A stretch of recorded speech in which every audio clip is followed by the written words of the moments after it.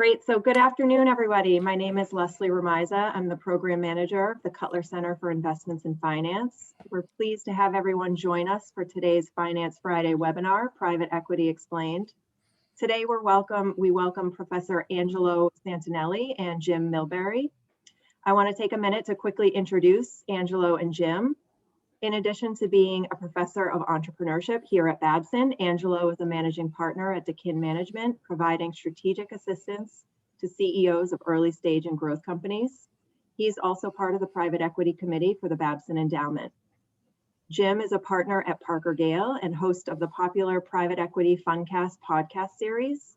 Prior to founding ParkerGale, he worked at Chicago Growth Partners and William Blair Capital Partners, where he managed portfolio company operations and technology initiatives.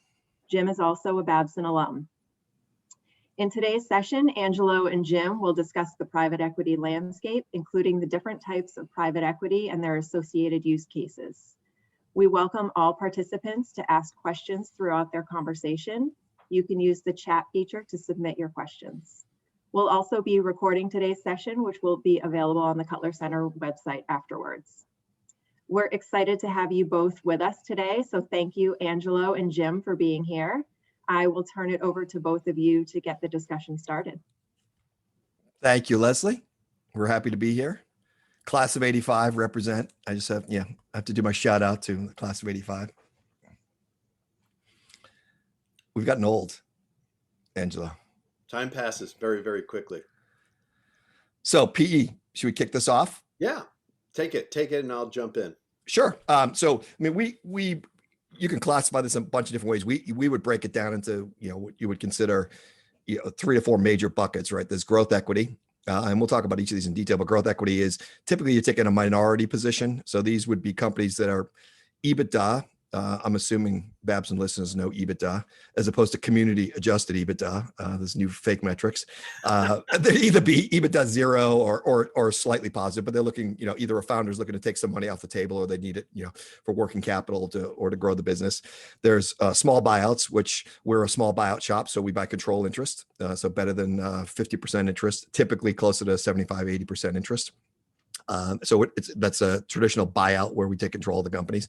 And then leverage buyout, even though all of us can use leverage to some degree, leverage buyouts tend to be much bigger deals where you're using a significant amount of debt when you buy the company. So you're putting some cash up and you're using a lot of debt, which is, again, paid for out of the EBITDA of the businesses that get acquired. And those are 3 great asset classes that you can make money in all 3 of them. There's different pros and cons or different approaches. It's very difficult as a private equity investor to do all 3 of those things well. So typically you're focused, and there's some names that you would recognize in each one of those buckets. You're focused on one of them. We're focused on, we're a middle market buyout shop. So we're buying control interest from founders who started software technology companies that would not be venture backable. They're small TAMs, total addressable market. So these are not billion-dollar companies. These are names you wouldn't even know of as a household name. We own the worldwide leader in pest control software, which is a great deal, great company, but you would have never even heard of it, a company called WorkWave. I didn't realize pests had iPhones. They're more Android. I would expand the definition of private equity. I always describe private equity as a big umbrella. And underneath that, I have the categories that Jim just described, but I also would put venture capital in there.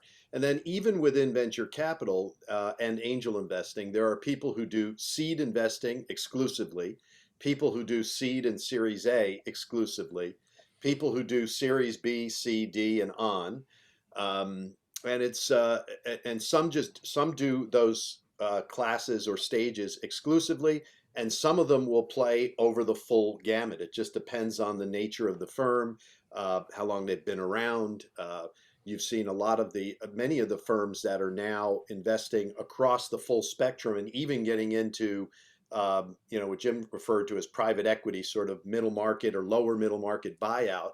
A lot of them started in venture and have now grown into that. And I think that's one of the reasons why people have a hard time understanding what do you mean by private equity? Because it literally has a lot of subcategories within it.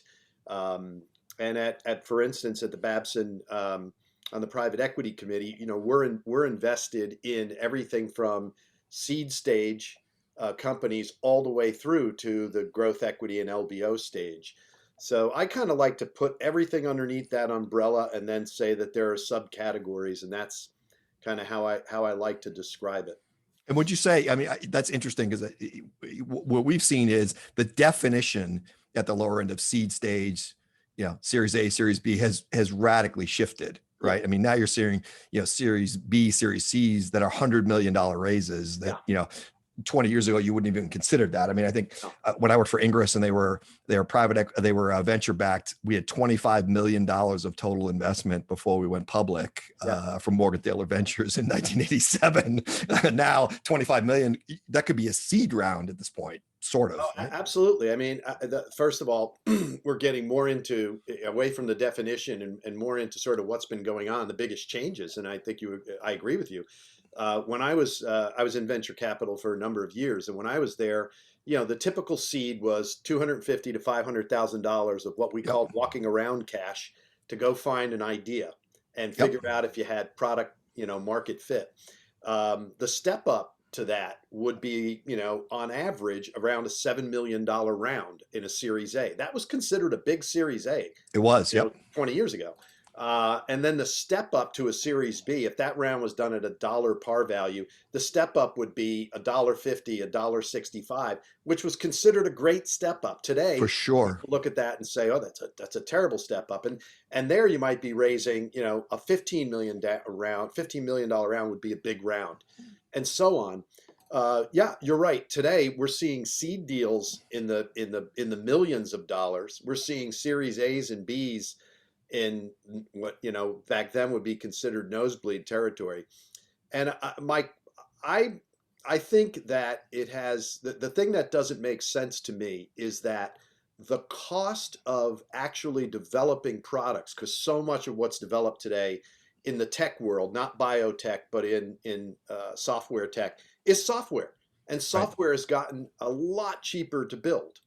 Because you don't have to build your own data centers, I mean, and you don't have software to build licensing, your own data center. centers. All of that is Sure. outsourced. But I think what companies are doing are raising these enormous war chests for a couple of reasons. Number one is because they can, and not get totally diluted. And the second reason is because there's just so much more capital in that space today. In addition to angels, which now are investing upwards of 30 billion a year, you've got the Series A venture market, which is of equal size, and then coming into that market are the non-venture entities. You've got hedge funds coming down into that, sovereign wealth funds, everybody, and then all of the corporate venture capital, which in the past, when you started to see a lot of corporate VC, it was a sign that the end was near. The bubble was about to pop. Right. But, that's had we've seen a big increase in not only the number of firms, the number of funds, the number of corporate VCs, and the capital raise amount is off the charts. I mean, they're all raising, what would be considered, again, 20 years ago, 15 years ago, would be considered monster size sort of private equity type of raises that you're seeing from people doing seed and early stage investing. It's not uncharacteristic to see funds at the $500 to $1 billion range now, and yet they're still claiming that they're doing early stage. Well, and part money to invest in the early stage. It is. I mean, part of it is, I think, when you look at, especially in the tech deals, if you're in sort of a red ocean environment, right, where you've got 3 or 4 companies all competing in roughly the same category that they may have been all sort of invented, as to quote the press, you don't want the SoftBank money cannon pointed at you, right? So you almost have to raise a giant round, because not that there's 100% correlation between I've got a huge rage, I'm going to beat you, but the odds are in your favor. If you've got twice the capital on a similar idea and you execute well, you're likely going to outflank that competition, right? So you almost have no choice, even if you didn't want to. We've also seen, I'd be interested to see if you've seen this too. We've also seen, these big, up values between rounds, going from, 500 million to $1 billion valuation. Part of that too is, from the investor community, these are very illiquid assets. They're holding on to companies for a lot longer. 7 years between seed and going public was considered a long time years ago. Now it's not. And you can't, you've got to have some way to mark that to a market if you can, as as an investor, because you're not going to get the liquidity in the short term. So that's also contributed, I think, to these large valuations. Yeah, and if trees continue to grow to the sky, that will work out for a lot of these funds. If they don't, I mean, we just saw today, for instance, WeWork went public via SPAC. At a $9 billion valuation, which is still pretty high for a company with no business model or a flawed business model. Right. And yet, when they went out last time, they were talking about a $40 billion market cap. So from 40 billion down to 9, a lot of people who came in very late are losing a lot of money. Oh, for sure. In that situation. So the markups are great, but only if you can, where I see the incongruity is this. It used to be, yes, a seed to IPO in 7 years or so used to be considered a long time. And the time is lengthening out. But what I see happening is these companies are raising so much money, and a lot of it is going into marketing. A lot of it is going into brand building and capturing market share. But what I see happening there is that used to be an event that happened post IPO. Yes. You look statistically at years ago, companies would go public, and they typically, if they were good companies, they had 3-4 years of growth, which is why a lot of people would hold that stock and not liquidate immediately, because you knew the growth was coming. Now, if you got a company that's 10 or 12 or 13 years old and it's going public, you have to scratch your head and say, well, wait a minute, that's a crazy valuation. Can you really grow into that valuation if your biggest peak years of growth are gone and you're flattening out or even coming down the curve a little bit, right? I mean, how big are some of these markets and how much more growth is left in them? So that's where I see some real challenges. And, some companies are able to escape that right now by going public via SPAC. If you go public the old way, there was a lot more scrutiny and might beat down that valuation and reconsider going public. So, yeah, it's yet to be seen. In the craziness, Angelo, on the SPAC, big swoons on, for different types of companies, they've gone public and they've done a swan dive. And some of them have done well. Those are the ones everyone talks about, but there have been a fair number that have not done well. Well, that's true and interesting. I'd love your take on this. On the SPAC side, what's really interesting is you form the SPAC, right? It really, if you haven't bought an asset yet, it's really should be the value of the cash in the business. And some of these SPACs have been bid up prior to even making their acquisition, right? Just on the idea that they're going to actually be able to acquire a really interesting company. I mean, that is the definition of insanity is, I agree with you. I mean, we should talk about SPACs because I think that's something a lot of people are interested in right now, right? And the interesting thing is why the SPAC. I mean, the SPAC has been around. People are acting as if it's for sure. Yep. SPACs have been around for decades. They weren't used because the old, let's call it the old way of IPOing, which was a long and drawn out process. It took all of the management's time and expertise, a lot of documents that had to be drawn, and critiqued. You had to have good visibility into the future that you could communicate into your numbers. You build a red herring.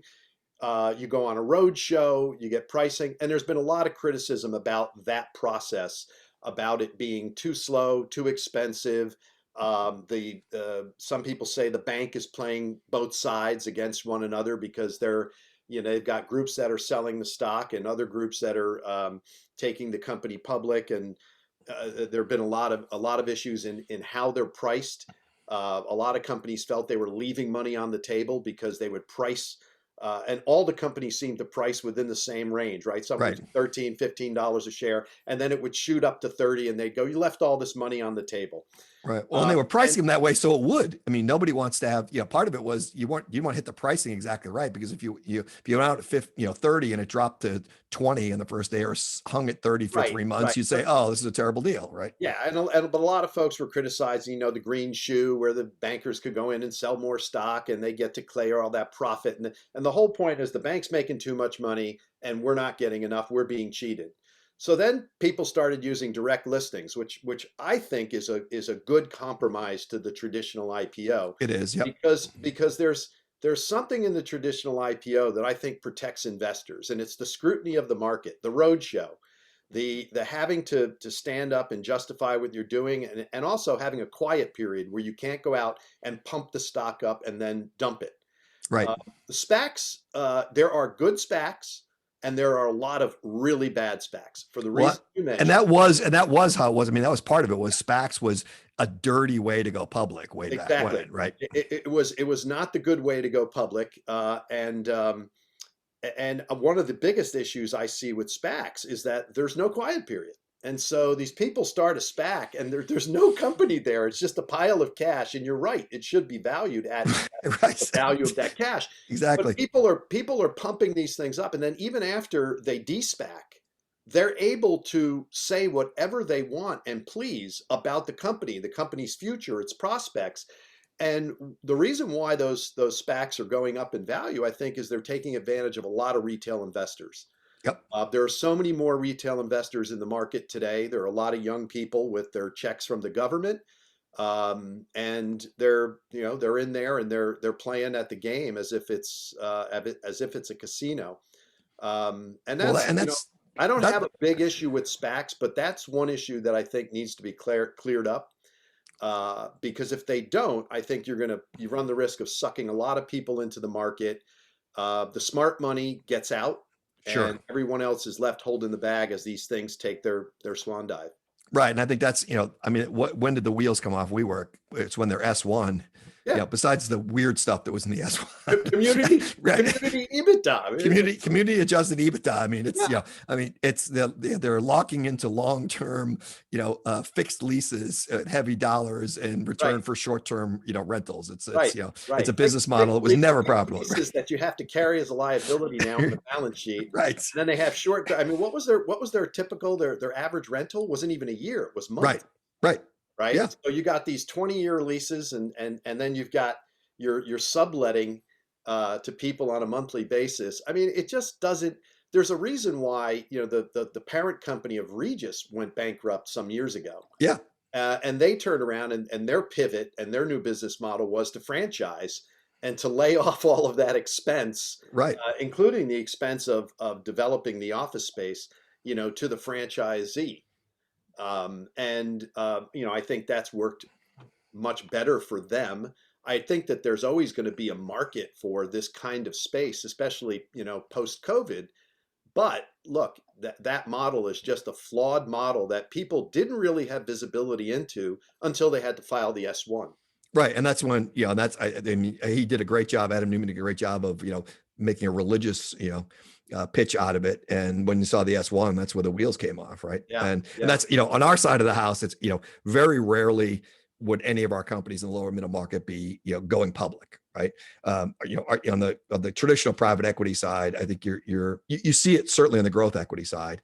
Yeah. But on the small low end buyouts, we're being sold to another private equity firm as further up the chain as you fix things in the businesses and the business grows. We're selling to bigger guys, or we're selling to a strategic. We get in the way of a strategic. They either want to step into a segment of the market we're in, or they want to pick up our products to sell alongside their products as an additional module, or to spread out their offering. That's a more traditional path for us.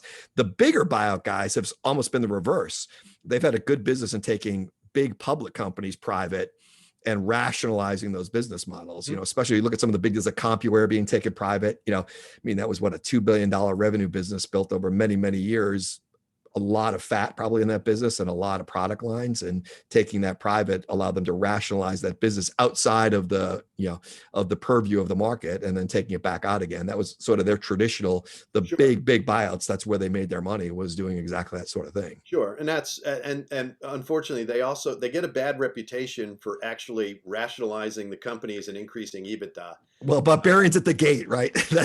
That's I mean, everybody goes to the Barbarians at the gate and the KKR. You're right. They get it.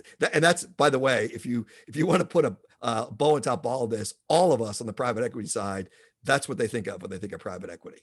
Yeah. Anybody's, oh, you're in private equity. Oh yeah, you're those guys that ruin companies and lay off employees. Right. Yeah. You come in and you raid the ESOP, and you lay everybody off, and then you get out. Yeah. Not quite like that. It's not quite like that. And it is really, there are a lot of these, as we said, subsegments. And to your point, there's a blurring of the lines between traditional angel, seed, series A, B, C, and growth equity, buyout, large buyout shops. Those lines are blurring.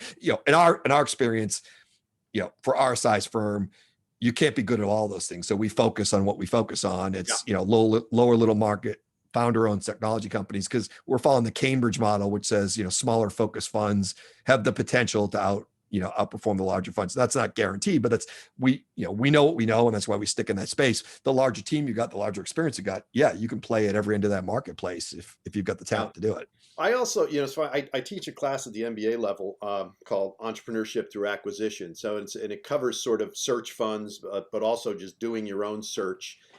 As a fundless sponsor, or all the different ways you can do search, and even there, the battle lines have blurred tremendously. For sure, you've got, once people realize that they started to take a look at this. It's not. I wouldn't even call it an asset class. It really is a cottage industry. Buying these small, boring companies, and I tell my students, the more boring, the better. Right? If someone asks you what you do and you tell them about the company you just bought, and they at a cocktail party and they yawn and then say, I need to go say hello to someone, that's good. That's okay. Even better if they do the Bill Murray. What a colossal waste of time. Yeah. But boring is good because they're generally the deals were a lot less competitive, but the risk of losing your money was a lot lower. And the returns have been quite good in that space. If you look at the Stanford numbers that come out every 2 years. And now the challenge is with everyone out there looking for yield. The same thing that's happened in the startup world is a lot of people who didn't traditionally fish in that pond are now coming in with a lot of gear and nets and dropping it in there. And what it's resulted in is, even for these boring companies that used to get purchased for somewhere between 4 and 8 times EBITDA would be a big deal. That the price has gone up. It has, in terms of what people are now paying, which in these cases, if you're a newly minted MBA, you're out doing a search, what you can pay is somewhat capped by your ability to get a bank to give you debt. Right. And so, they're getting boxed out of deals by these lower middle market companies that are out there now, sort of buying up these small, typically family-owned businesses or a retiring founder. Some of them are trying to put them together and roll them up and make something bigger that they can flip or sell to a private equity firm in 3 years or so. It'll be interesting to see again how all of this shakes out in the future, because if the valuations don't hold up, you'll just have a lot of businesses that people overpaid for. Yep, for sure. I mean, we see it, at the lower end of the middle market. I wonder if you see the same thing this way. We have, oftentimes the founder, who was probably the best salesperson, chief product manager, maybe didn't develop the products, but, was certainly filled those two roles. They start to become the chief worry officer, right? In the early days, they lived on a shoestring, and now when it starts to kick off cash, they get used to, taking home $2 or $3 million a year. Maybe they're thinking about buying their first boat, and they realize their kids aren't going to take over the business, and that's when they hire a banker, right? And that's when they look to sell to somebody who's private equity. What we see, what's interesting is in the first go round, their name is on the business oftentimes. I mean, they named it after themselves frequently, and they really care about the business, and they care who buys them. It's important to them to feel like the legacy is living on, especially if their kids aren't going to be running that business. They sell it to us the first, the first bite of the apple. They roll some of their equity. They sit on the board. When we sell it, they don't care anymore. don't care. It's that 3 or 4 years, they had a big check, they bought that boat, Yeah. and that becomes, I remember Carol Daniels, who, started ATV with her dad. And, Carol really cared about it because she started with her dad, way back 30 years ago. And, by the time it started to grow beyond that, Carol didn't care anymore. Yeah. And that's what's difficult about the guys with all the fishing gear and the nets coming down market is, that overwhelming will darken the sky with resources can be intimidating to these founders who sort of aren't used to that attention, right? Yes, no, absolutely true. And then, as you point out, they do get caught up in the bigger boat theory. Right. That first boat is a modest boat. And Right. Yeah, after 3 years of sitting on the board and watching the company grow and counting the equity they have left in the company, they're looking at that boat that's 6 feet bigger than the one they just bought. Yeah. Now we've had say, as a boss, we've had some. I won't mention the founder's name, but in the first go round, he spent money on box Yankees tickets, which I found personally offensive, using his capital for that, being a Boston boy. But by that point, we had won a few rings in Boston, so I was less concerned about it. Yeah, well, when you win 26 more, I'll be concerned. Look, I'll take the ones we got, right? I'm sorry, but I think Yankee box tickets are a good thing to have. But other than Mickey Mantle, I'm a Mantle fan. Having gone to school in the Bronx. Well, so the other thing we see, which is interesting, is you talked about a little bit of the roll-up. I think that's actually been one of the good things for customers is, buying these smaller companies. We do often, acquire other assets we plug in to get more of the customer share of wallet. The plus for the customer tends to be one throat to choke. If to have the complete solution to your problem, you have to buy 3 things from 3 different vendors. That's a nightmare to manage. If you can get it under one roof and you've got decent product and decent customer service, we've seen the customers appreciate the fact that we're sort of filling out the portfolio in a product category for them. So they've got sort of one place to go to make their deals. And I think that's been a good thing. There's been the traditional, I would say, certainly in the software side, in the old days, Computer Associates had a little bit of a negative reputation for buying older technologies, getting rid of engineering, jacking up the maintenance costs, and just sort of milking the revenues of that. Right. Now, on the one hand, they provided a great service that they kept the product alive that might have just died before you could get off it. On the other hand, they were raising the cost significantly for a product that you had bought on a license basis 10 years before by jacking the maintenance up into the 30s and 40s. But it was a successful business model for them. Platinum and CA both did extremely well on that model. Yeah. No, just taking those and milking the cows and not having any stars that you have to fund is a great way to make money. And CA did that for a number of years, as did a number of other companies. On the roll-up front, it's interesting. A friend and classmate of mine just did he used a SPAC to do a roll-up. And we'll see how it all works out. But, they wanted to own the complete value chain in the marijuana industry. So they literally bought the grower all the way through to a distribution channel. And they believe, after studying the market, that is the best way to make money in that space, is to control the entire value chain. We'll see if it makes sense. But, I mean, in that case, it's interesting because they're doing the rationalization in the eye of the public, which is really kind of incredible. I mean, that's I think why most of the big buyout shops buy a public company, take it private, so they can do all that rationalization out of the eye of the market, really, right? Right. And then bring it public again some years later. So right. Because your gross margins, can go to hell. Your profitability by product, it can be a mess, right? As you're trying to rationalize that and doing that in the public eye, it's going to be really interesting if a lot of people do that on the SPAC side. That's a really interesting way to build a business. Yeah. So we probably have succeeded, Jim, in confusing everybody about what is private equity and where does it run. And I think the answer that's our job. Right? The answer is the lines have really blurred. And you have so many more players with many deep pockets, and everyone's out there looking for yield. Everyone's out there looking for a good deal. And when good deals are found, it's just like buying a house in a seller's market. If there are 10 people on the doorstep who want to buy that house, you are almost guaranteed to sell it for more than the asking price. Yep. And that's sort of that's the private equity market today. There, a lot of people were rushing to sell at the end of an election year, knowing that taxes were going to change and capital gains taxes would change. There were a lot of companies where people were Sure. considering hanging on for a few more years, and they're like, "No, I better cash out now and take advantage of the lower tax situation." So there are all of these things that are in flux: the taxes, the amount of capital coming into the market, the number of players in the market. And it's a challenging market to understand and to track. It's certainly a lot more difficult now because a lot of players don't fit into a neat little category and a neat sort of little asset class or cottage industry. Yeah, and I think that's, that's the biggest challenge on the private equity side. Besides the fact I have to say that all deal flow is proprietary. That's what every private equity guy says. Everyone, We never go to a banker. There's never a bank deal. It's all proprietary. You have to model your returns. It used to be you bought at a certain multiple.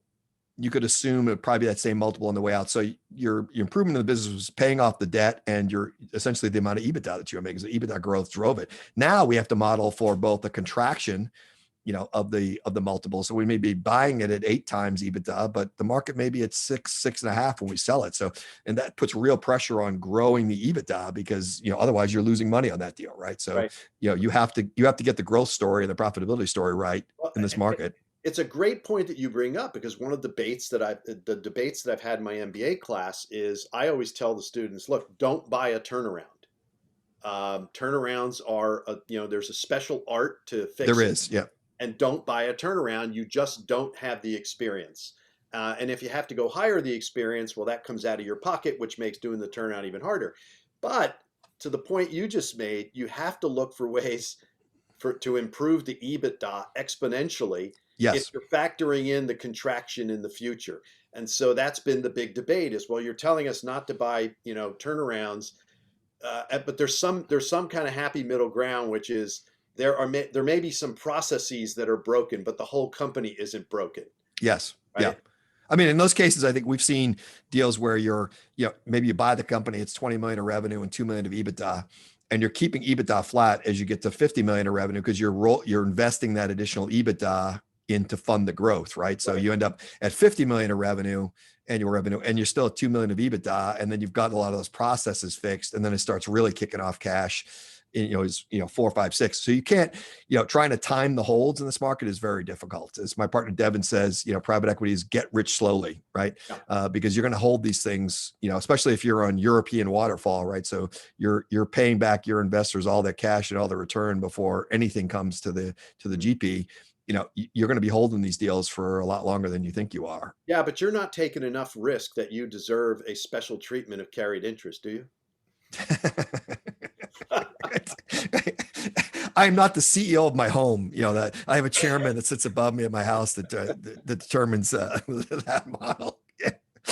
Yeah, it's definitely I think people underestimate, especially in lower middle market, the amount of work that you have to do with these businesses. It's every hire is critical. We don't you miss hire on a CEO or CFO or chief revenue officer. It hurts. It can set you back a year. I would say in the COVID environment, almost everybody I know, their exit plans have been set back a year by COVID, with at least a year, because business has been disrupted in some way or shape or form. Even if you got through it just fine, it's you haven't been able to do the things that you want to do. There's a lot of putting your shoulder to the wheel to make these businesses. Sure. I mean, companies have both had to, they've had to deal, some of them have had to deal with both a downturn in their businesses.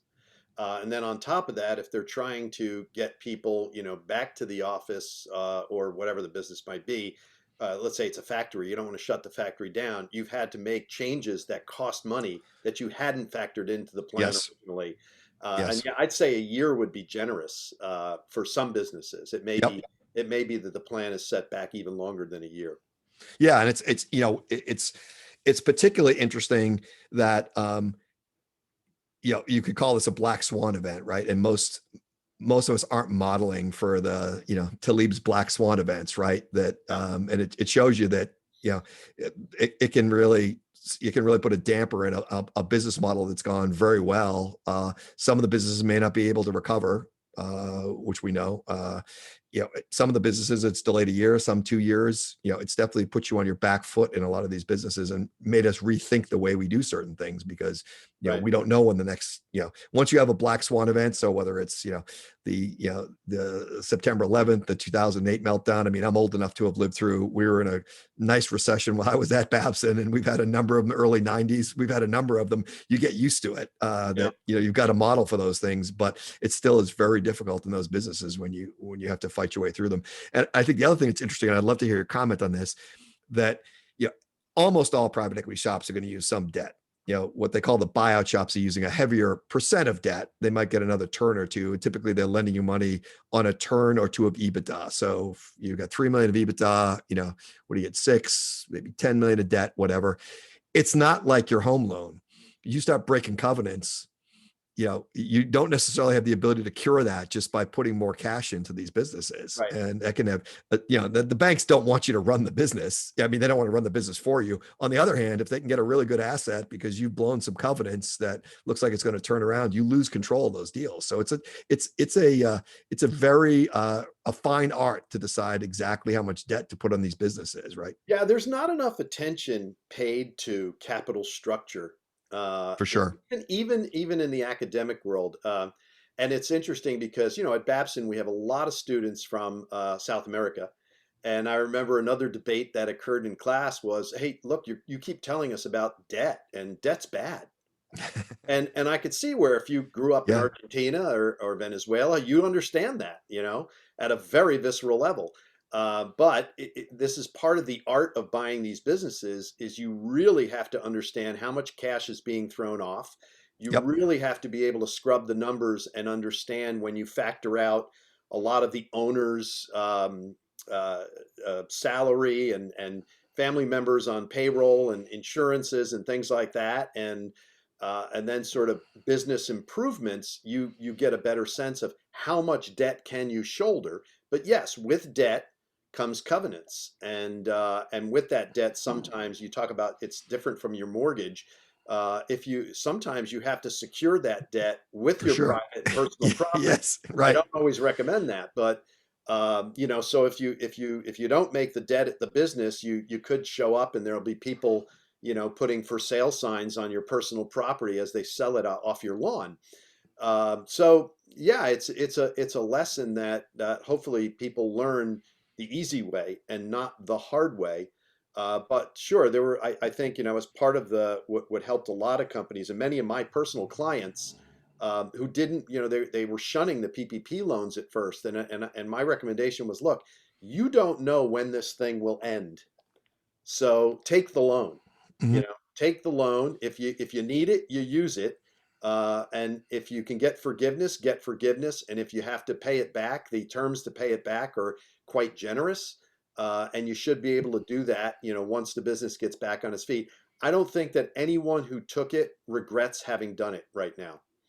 Yeah, I mean, interesting when you talk about debt, because we're buying founder-owned businesses. Founders generally hate debt, just as a general. They built it, now they probably use a little friends and family money or credit cards, but like traditional debt, like taking in order to make your returns in private equity, it's almost impossible to do it without using some debt. Right? Yeah. Because you're just, if you're putting all cash up, you're just not going to make the returns that you need to return. But hitting that number is really important. And we've seen most people are, certainly at the lower end of the market are being a little more conservative. They would rather refinance that debt, a couple times over life than do a big debt deal that sort of really eats them in the early going, right? You don't want to be stretching to make payroll because you're making, so you don't blow covenants. So that's been a big thing for us.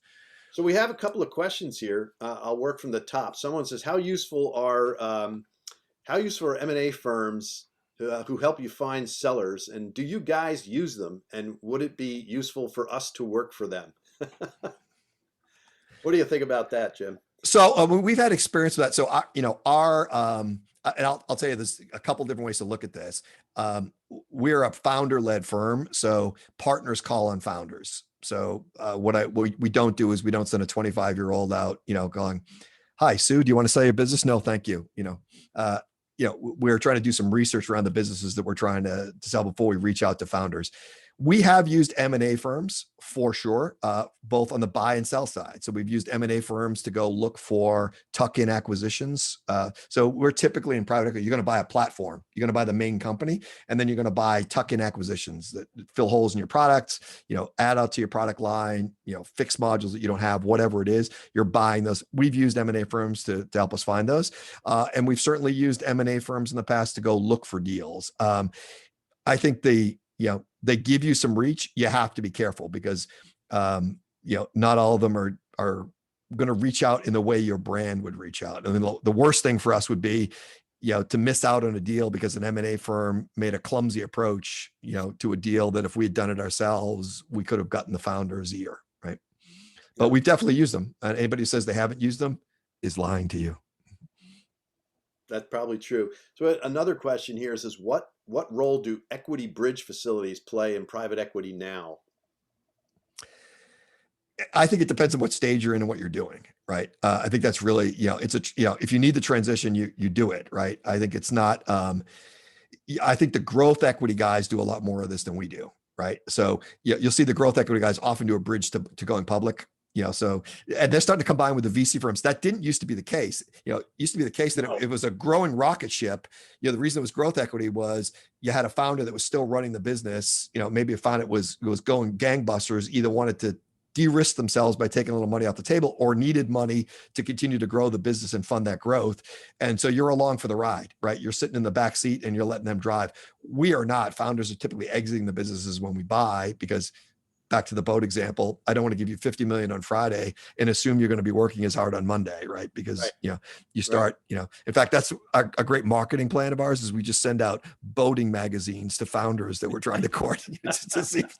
So I'll answer the point on that with I've seen this, in my experience, and I work primarily with seed and early stage companies, and a lot of the time, they'll have the bankers coming and saying, "Oh, you need this venture debt, or you need this bridge."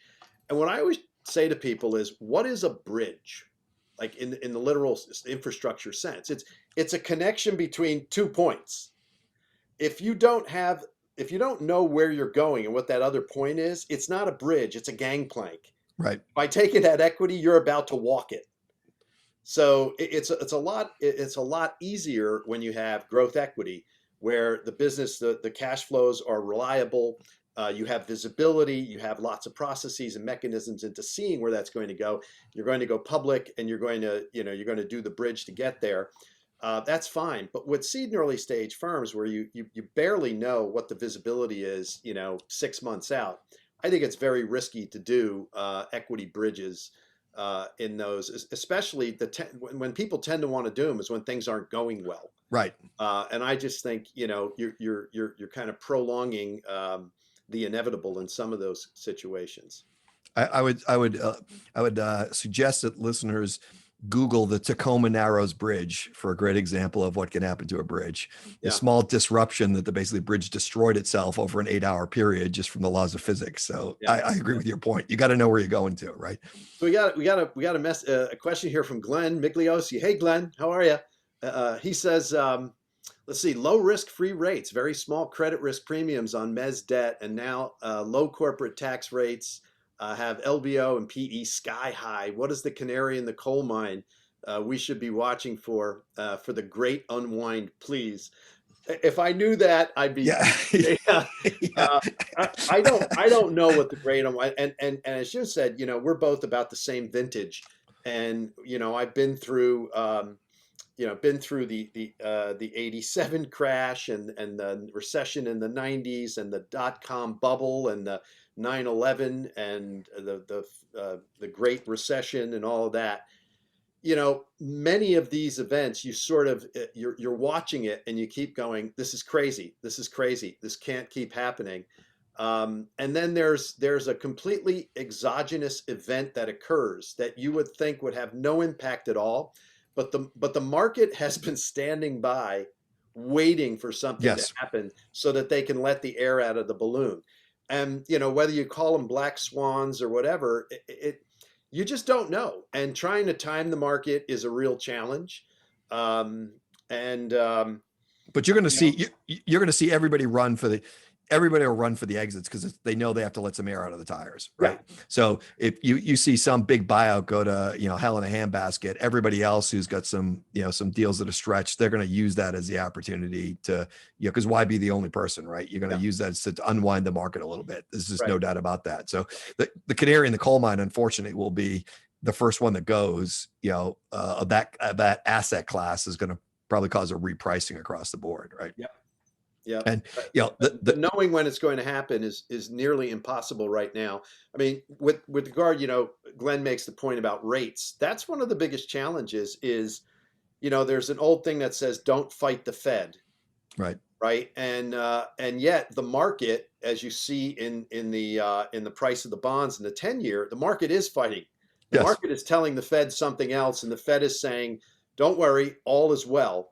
I don't know. At some point, the Fed will not be able to continue to drink its own bathwater, and they're going to have to stop buying. And who knows? Last time they even hinted at that, the market deflated a little bit, not enough to get people really concerned, but we're going to have to see what happens. I mean, to be fair, it could actually be the SPACs could be the leading, some of the an aggressive SPAC that's bought an asset that doesn't work out real well out of the gates, will have an effect on the public market, especially if it's a big one, right? Yeah. That'll have, that'll give some people a reason to sort of step away. On our side, I mean, what we would say on the private side is, buy good assets, don't try and thread the needle in terms of debt, and timing, and hold, so you can hold your winners, right? That really the only issue is if I've got a company that's been in the portfolio for 6 or 7 years, there's going to be pressure from my investors, probably, especially in an older fund, to sell it. If it's a good asset and I don't, it's cash flowing well, the reality is we'll refinance it because it doesn't make sense for us to sell it when the asset prices aren't good. It's a Howard Marks, right? I never want to be a forced buyer or seller. Right. Is really the key. If you keep yourself there, that's good. The good firms have, in last year, they all did that pruning process. When people realized this wasn't a 3-month event, many of the firms went through the process of the lifeboat drill, and they put their companies into 1 to 4 buckets, or 1 to 3 buckets. Companies that were continuing to do well, companies that were good companies but having some headwinds because of COVID. Companies that were already fighting an uphill battle, and COVID was probably going to, make the decision. And in many cases, they've pruned the portfolios and gotten out of those. But again, that's one asset class, right? That doesn't explain all the other stuff. So some other questions here relate to what advice do we have for MBA students looking to break into PEVC who don't come from investment banking and finance backgrounds?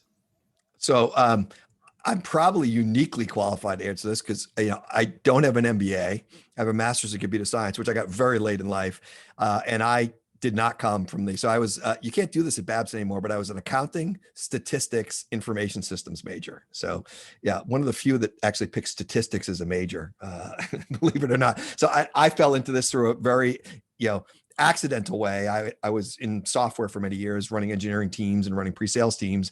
And I ended up in a private equity deal, courtesy of a boss I had over 3 different companies. And, he retired as part of a deal. And Ellen Carnahan, who was the managing partner at William Blair Capital Partners, said, hey, why don't you come work for me? I got a bunch of these that you can help me with. So I sort of fell into it from that way. What I would say in general is if you don't come from those backgrounds, you need to get to it through a portfolio company is generally how it's going to have to work. In my opinion, it's like going to the PE firm, just the PE model in general. You live on a fixed budget. So you have your management fee. That's it. That's all you can spend in a given year. So you don't really have this unlimited growth of staff. It depends on the size of fund.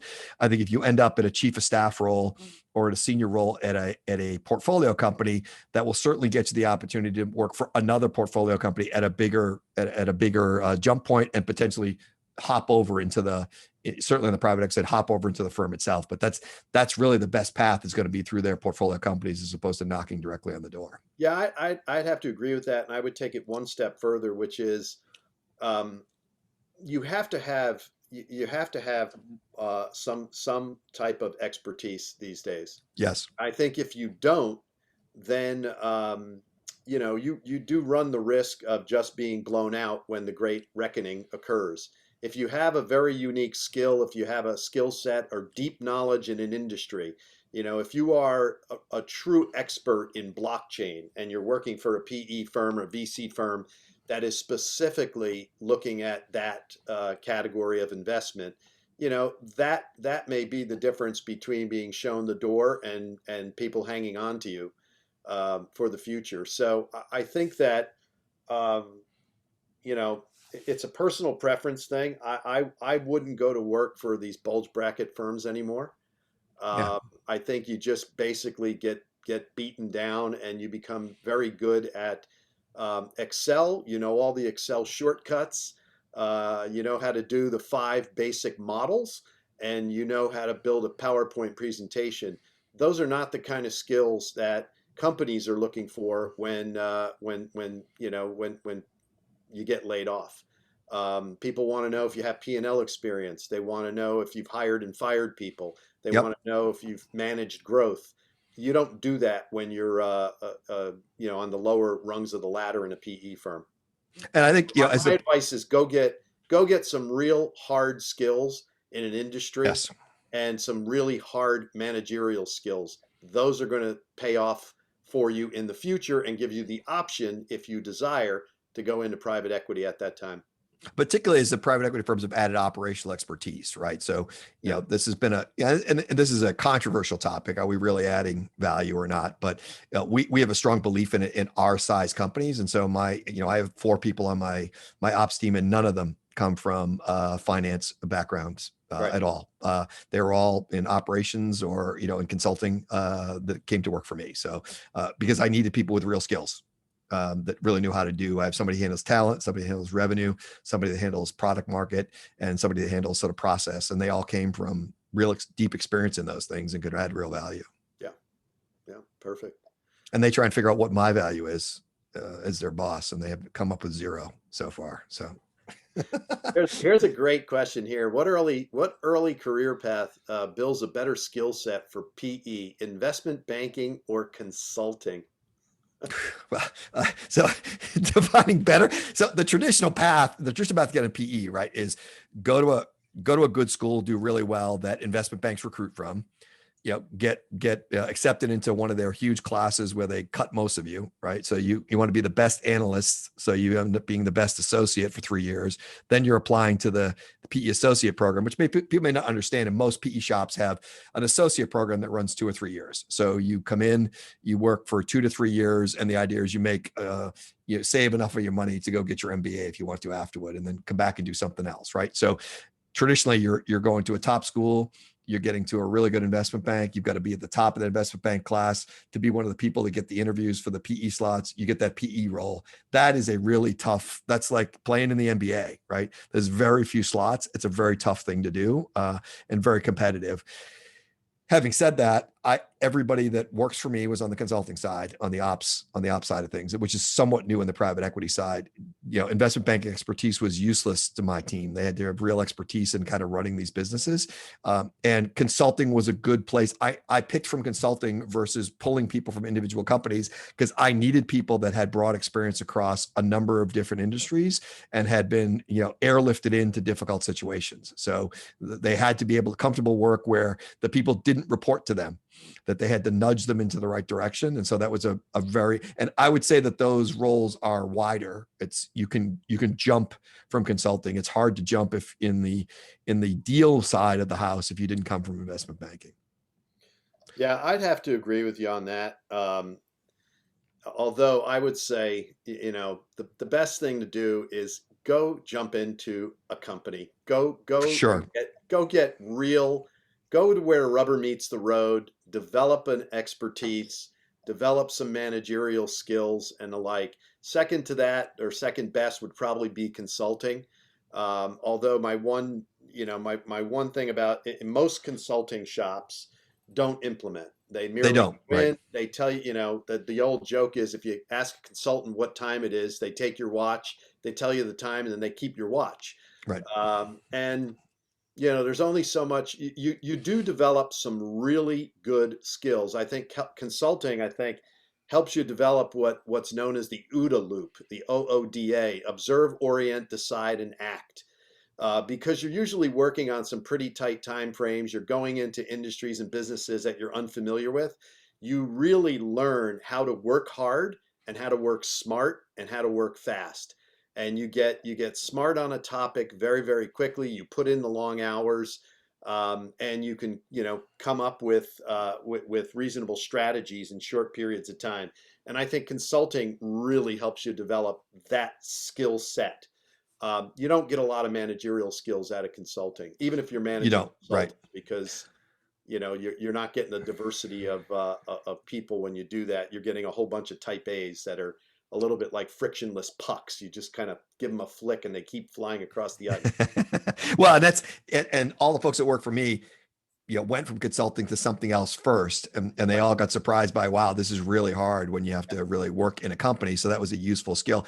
In PE, we don't get to see the end game either. So especially on the ops side, that we're engaged early on in improving processes and helping these companies grow. And by the time they sell, we're not in the day-to-day in those businesses anymore. So, and if you've done the job right, that's where you want to be. That you don't want to sell a company with my team involved. You want the company itself to have the right people in the right seats, for sure. Sure. I do see that Professor Reck threw a question in here. Can a small investor play in the private equity area?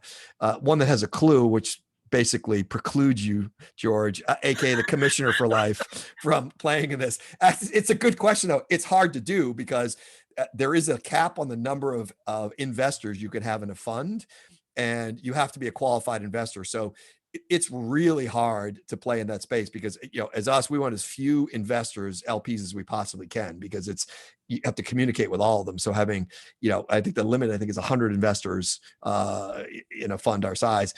If we take a lot of small investors putting in, $250,000, $1 million, it's just way too much work. And our CFO would absolutely execute us just on the, on the paperwork that's involved. Because I think the mechanics of this, I think most people understand.